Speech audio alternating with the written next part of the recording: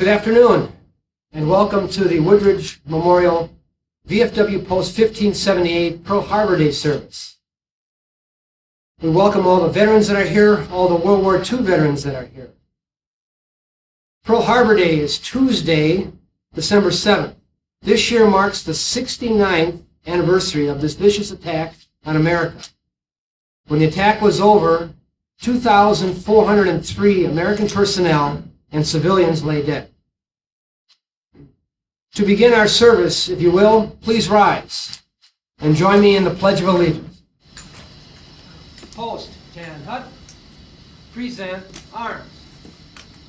I pledge allegiance to the flag of the United States of America and to the republic for which it stands, one nation, under God, indivisible, with liberty and justice for all. Well, it's now time to take a look at another great event involving veterans and remembering an important date in history.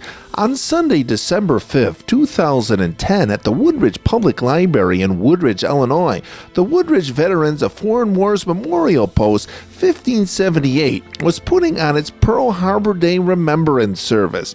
On December 7th, 1941, Japan attacked Pearl Harbor, home of the entire Pacific Fleet for the U.S. Navy. Thousands lost their lives that day, and many proudly defended Pearl Harbor. This act would urge President Franklin Delorne Roosevelt to convince Congress to enter World War II.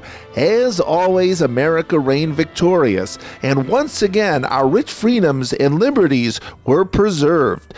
But great organizations like the Woodridge VFW puts on special services so we can remember the sad, sad day, but mainly remember those who gave their all that day. The best way to remember American history is through services like these. Services like this one will not be found in any textbook. There are plenty of Americans out there, such as members of the Woodridge VFW Post 1578, that want to remember what happened that day and tell why it is important, and remember those Americans who fought proudly that day.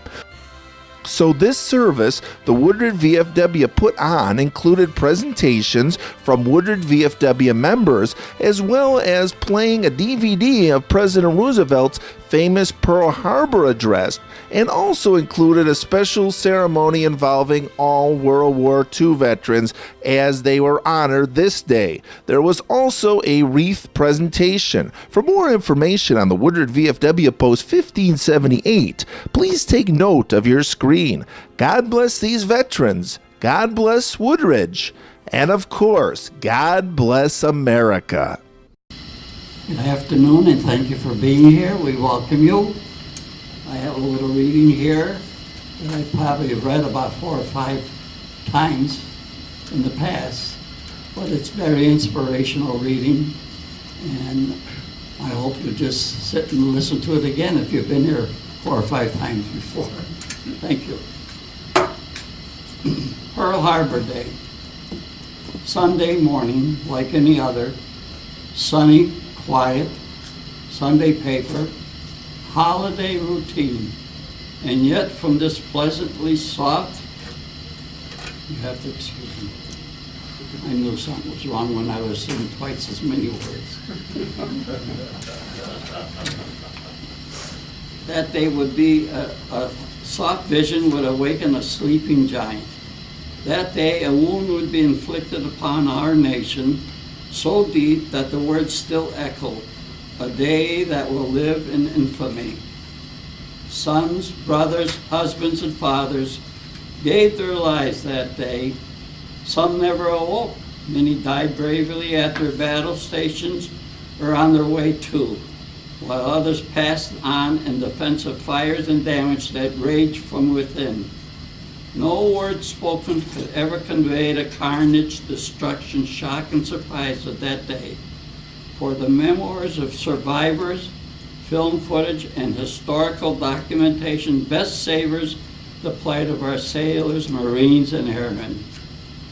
But historical recount isn't as important as remembering the price of freedom and giving thanks to those before who paved the way.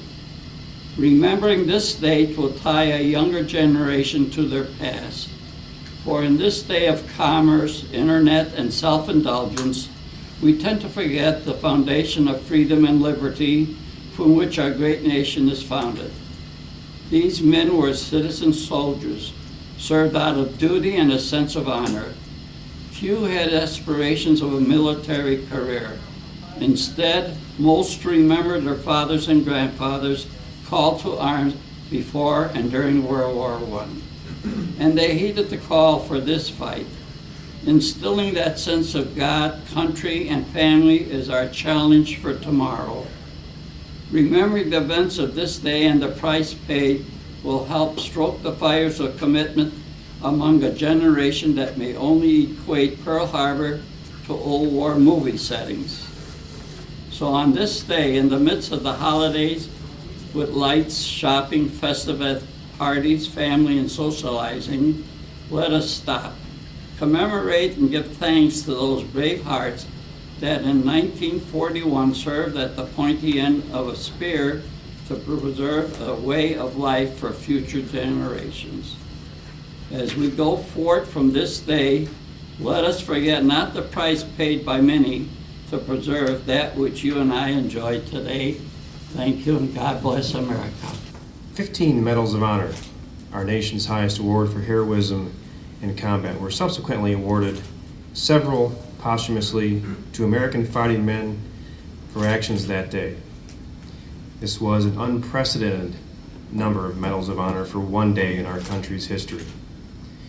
They include Captain Marin S. Benyon, Captain Casson Young, Ensign Francis C. Flaherty, Chief Boatswain's Mate Edwin J. Hill, Rear Admiral Isaac C. Kidd, Lieutenant Jackson C. Ferris, Chief Radioman Thomas J. Reeves, Machinist Donald K. Ross, Machinist Mate First Class Robert R. Scott, Chief Water Tender Peter Tomich, Captain Franklin Van Valkenburg, Lieutenant John W. Finn, Captain Samuel G. Fuqua, and Seaman First Class James R. Ward. The Navy thought so highly of these men that 12 of these sailors out of the 15 had a naval vessel named after them. Just briefly to let you know that I served in the naval forces in the South Pacific. I enlisted into the Navy when I was 18 years old, and about 2 months later, I was 19 years old. But I served in the South Pacific and under two different carriers, not simultaneously, but we were in the Pacific Ocean and was in the Battle of Leyte Gulf, which is one of the largest battles in World War II with the Japanese fleet in the South Pacific. That was an electronics technician's mate aboard a carrier. And on our unit, which is called Taffy 3 unit, there were 6 carriers and 6 destroyers. And from that, the Japanese sank 2 carriers and 4 destroyers and left my carrier alone. And I thank you very much that I'm still here and I'm lucky to be alive. Thank you.